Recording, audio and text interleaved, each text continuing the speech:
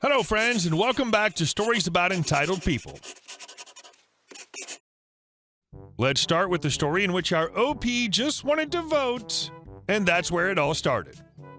But before we begin, don't forget to subscribe to our channel if you're new here and turn on notifications so you don't miss a new video every single day. Here we go. Small-minded person wants me to know the law. When I first graduated from college, I moved to a nearby state for a new job. I'm in the U.S. Because I'm a civic-minded person and because a presidential election was coming up, I wanted to register to vote in my new state. In those days, before the internet, you had to go to City Hall in the town or city in which you resided to fill out the paperwork at the office of the Registrar of Voters. I only needed my driver's license and/or Social Security card to do so.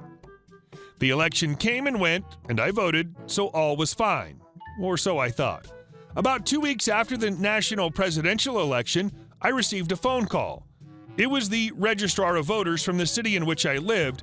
She'd apparently finally gotten around to actually reading my voter registration, and now had decided she needed more information. She informed me that I was not eligible to vote as I'd been born in another country.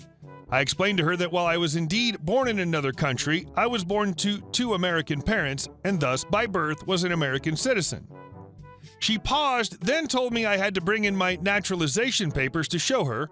I explained to her that I have no naturalization papers because I've never been naturalized. I'm an American citizen at birth. Remember that the Registrar of Voters is supposedly a person whose job it is to know the rules about voter eligibility.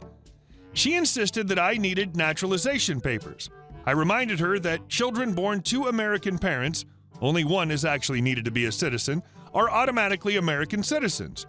Moreover, while some countries of one's birth might provide dual citizenship, the country of my birth, Switzerland, does not. So we went back and forth for a while. She doubled down and kept insisting I needed naturalization papers while I tried to explain U.S. citizenship laws. I also pointed out to her that if she believed voter fraud had occurred, it was too late anyway, as I'd already voted. Finally, she said I had to bring in those papers or my birth certificate within 2 weeks or I'd be expunged from the voter rolls. Here's where the malicious compliance comes in. When an American baby is born abroad, his or her parents are supposed to report the birth at the nearest U.S. embassy or consulate so that a consular report of birth abroad can be issued as an official record of the child's claim to U.S. citizenship or nationality. I have one of those. It's written in English, but the Registrar of Voters didn't ask for my CRBA. Nope, she demanded my birth certificate, so that's what I brought into her. The beautiful birth certificate written entirely in French, which I'm pretty sure she could not read. I gave it to her, just as she'd asked. As I did, I asked her if she knew French, and no surprise, she did not. I then watched her try to read it. She studied that piece of paper for about 2 minutes, and knowing that I'd complied with her ridiculous request, finally just stammered and, okay, this is fine. It's not much, but I enjoyed her reaction. She had no way of knowing what I had presented to her, but I gave her exactly what she demanded. In retrospect, who knows what I could have shown her, but that's what happens when bureaucrats get a little taste of power, more than their small-minded brains can handle. A Registrar of Voters really should know citizenship laws better than that. And our next story. The Angry Lady and the Check. Okay, some background. At the time this story takes place, I was a young assistant manager of a clothing store, in training to take over the store from the existing manager who was moving on to another store that was set to open soon. During my training, it was made clear to me that we could only accept checks, paper checks, that should give you an idea of when this took place, that were drawn on a bank located in our state. We were forbidden from accepting starter checks, checks where you had to write in a name and address, as well as checks drawn on banks that were out of state, even if that bank also had branches in our state. Now, the first two were due to simple fraud, as there was, at the time, a thing where people would deposit the minimum amount to open an account, get the starter checks or write-in checks, and go on a spending spree. It'd take 3 or 4 days for the fraud to be found out, and by then the person was long gone. The last one, the out-of-state thing, though, well, that was harder to explain. See, at the time, the state I was in had this law in the books that basically stated if a person from out of state bounced a check, that person would be charged with felony fraud charges, even if it was the first time or just a simple mistake. Furthermore, any employee who accepted an out-of-state check, regardless of how long they worked at the company, would be fired on the spot. So on to the story. It's getting close to Christmas and business is booming, even for our small store. It's apparent we're going to make well above what we've been projected of making in sales based on past sales. I'm doing my thing in the men's department, working on selling a suit to a gentleman, when a call comes over the PA. Management to women's apparel for customer assistance. Okay, that's rare. Usually meant some customer was PO'd at a cashier for something, but truth be known, that rarely happened. Usually the customer just came to track down any available manager. I pass my sale off to the clerk, head over in the direction of women's apparel. Not her name, the women's department manager standing at the register with this lady who I'll call Princess due to how she was acting. Dot says something to the lady whose face is screwed up like she took a massive bite out of a salted lemon and then heads my way. Mr. Fox, we have something of a problem here, Dot says. Gee, you think? I find myself thinking as Dot explains.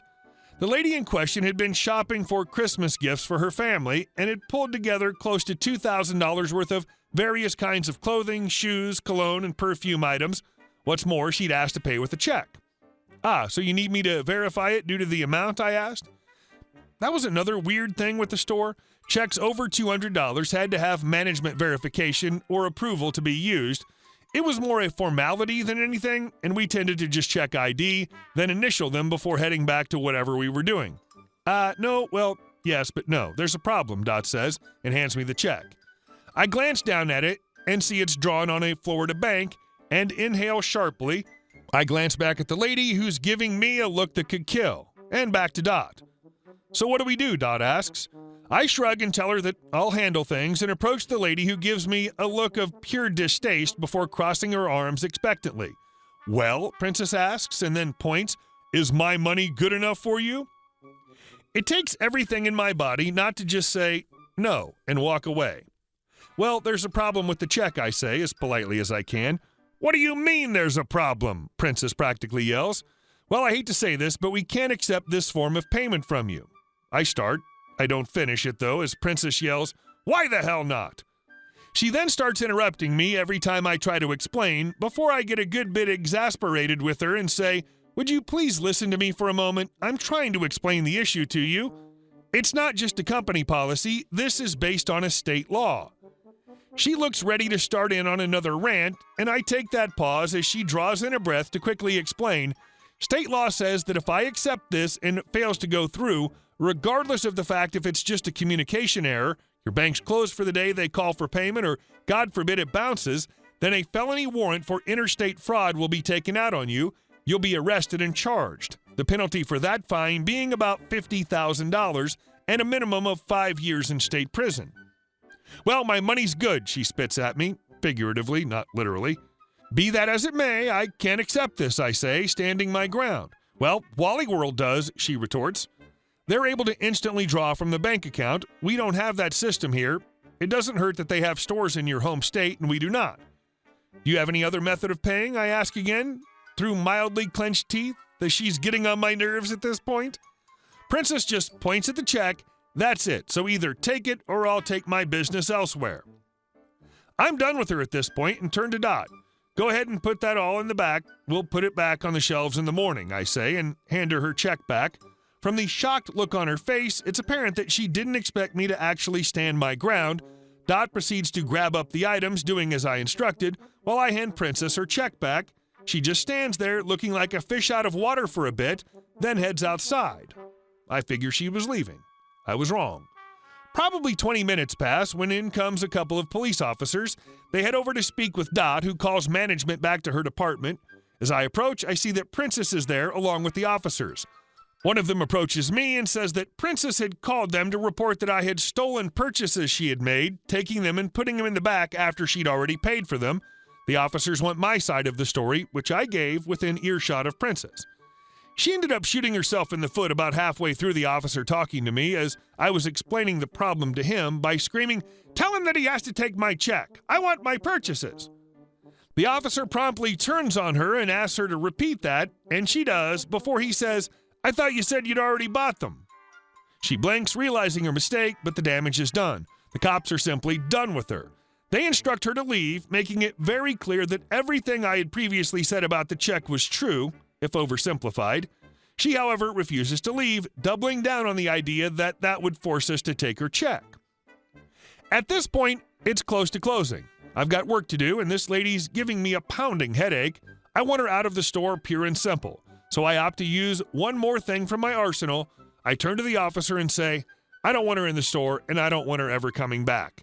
The officer nods, understanding the wording here, and tells Princess, in no uncertain terms, that she's now trespassed from the store. Princess refuses to leave and is then taken away in a carriage with flashing lights. Hey guys, thank you all for watching the video. I'll see you in the next one.